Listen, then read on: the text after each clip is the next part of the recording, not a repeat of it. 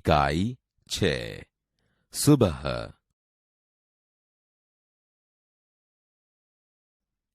बाल दोस्तों, आपने कई सारी कहानियां सुनी होगी।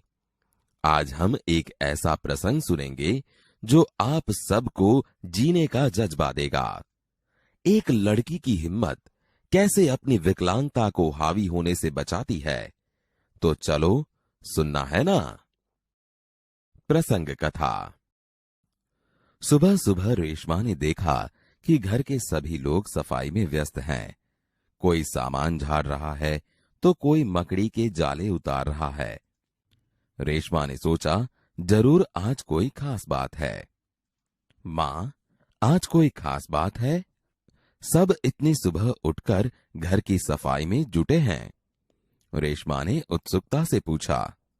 हाँ बेटिया रानी, त्योहार के दिन हैं। भूल गई क्या? पहले से ही साफ सफाई हो जाए तो अच्छी तरह त्योहार का आनंद ले पाएंगे। माँ ने प्यार से रेशमा के गाल को सहलाते हुए कहा।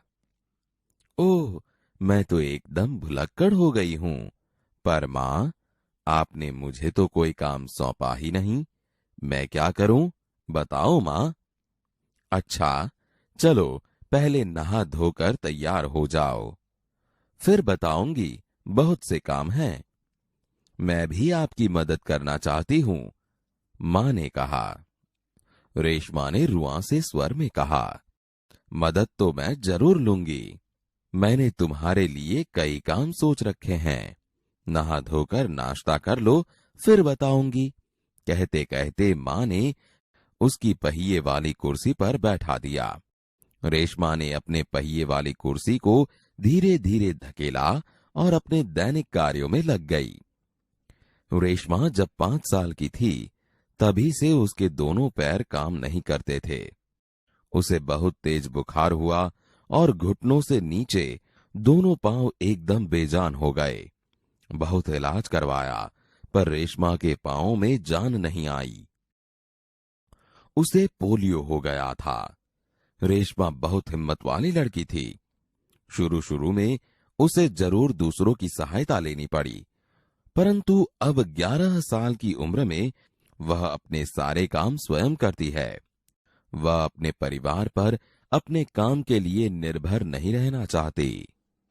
परिवार के सभी सदस्य, पिताजी, छोटा भाई गोलू, दादी जी, दादाजी, सभी उसे बहुत प्यार करते हैं। वह सबकी आंखों का तारा है। माँ ने रसोई घर में सारे बर्तन, डिब्बे, बोतलें नीचे उतारकर साफ कर दिए थे। उन्होंने रेशमा को आवाज दी, रेशु, अगर तुमने नाश्ता कर लिया हो तो काम में मेरा हाथ बटाओ। हाँ माँ, मैंने नाश्ता कर लिया। दूध का मेवे वाला दलिया बहुत अच्छा बना है। माँ, मैं हाथ धोकर अभी आती हूँ। रेशमा अपनी कुर्सी को धकेलते हुए रसोई घर में पहुंची। रेशमा माँ को बर्तन डिब्बों पर लेबल लगा लगाकर पकड़ाती गई और माँ उन्हें व्यवस्थित ढंग से सजाती गई। रसोई घर फिर से चमचमाने लगा। पिताजी दफ्तर चले गए। माँ को लड्डू बनाने के लिए कुछ जरूरी सामान चाहिए था। गोलू तो बहुत छोटा है। दादी जी, दादाजी बहुत बुजुर्ग हैं। अब सामान लाए कौन? माँ परेशान थी। रेशमा ने कहा, सामान मैं ले आऊंगी। बस आप मुझे सामान की लिस्ट और एक थैला दे दीजिए। तुम ले आओगी अकेली? माँ ने पूछा। हाँ माँ, एक बार पहले भी तो लाई थी। रेशमा की आवाज में दृढ़ता थी। तो ठीक है, तुम ही ले आओ, लेकिन ध्यान से जाना, सारा सामान नुक्कड़ वाली दुकान से ही मिल जाएगा। थोड़ी देर बाद रेशमा सारा सामान लेकर लौटी। उसने गोलू को आवाज दी, गोलू, ये लो, तुम्हारे लिए टॉफी लाई हूं। गोलू टॉफी पाकर खुशी से उछलने लगा। कुछ ही दिन बीते थे। एक दिन शाम को रेशमा का घर दियों के झिलमिल प्रकाश से जगमगाने लगा। पूरा मोहल्ला जगमगा रहा था। जहां रोशनी ही रोशनी थी। क्या जमीन, क्या आसमान। दादी जी ने बताया कि दीपावली अंधेरे पर उजाले की जीत का त्योहार है। बुराई पर अच्छाई और असत्य पर सत्य की सदा जीत होती है। इस दिन रावण को पराजित कर राम अयोध्या लौटे थे। उसी खुशी में यह त्योहार मनाया जाता है। रेशमा और गोलू बड़े ध्यान से दादी जी की बातें सुन रहे थे। कुछ देर बाद सबने मिलकर पूजा की और प्रसाद खाया। गोलू अपने दोस्तों के साथ पटाखे छुड़ाने में मग्न हो गया। रेशमा अपने दादा दादी के साथ फुलझड़ियां जला रही थी। इतने में रेशमा ने देखा कि गोलू ने जिस पटाखे को बुझा हुआ समझकर छोड़ दिया था, उसमें चिंगारियां निकलने लगी हैं। गोलू की पीठ पटाखे की तरफ थी। रेशमा चिल्लाई, गोलू गोलू बचो, तुम्हारे पीछे पटाखा है। पटाखों के शोर में रेशमा की आवाज दब गई।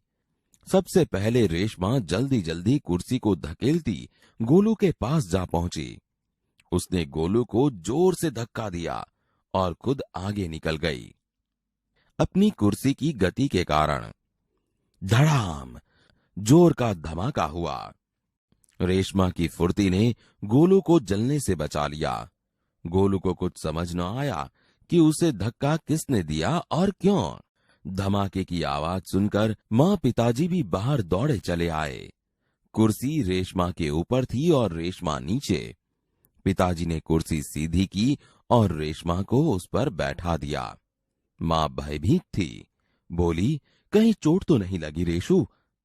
रेशमा ने उन्हें सारी बात बताई। सबने रेशमा की पीठ थपथपाई। गोलू रेशमा के पास आकर नाटकीय ढंग से बोला, दीदी, आज तो आपने मेरी जान बचा ली। आपका यह धमाकेदार धक्का मुझे हमेशा याद रहेगा। सभी लोग खिलखिलाकर हंस पड़े। रेशमा की शारीरिक कमी उसके इरादों में कभी बाधा नहीं बनी। वह आज भी उतनी ही जिंदा दिल और परिश्रम से अपना जीवन जी रही है। उसकी हर सुबह नई सुबह होती है।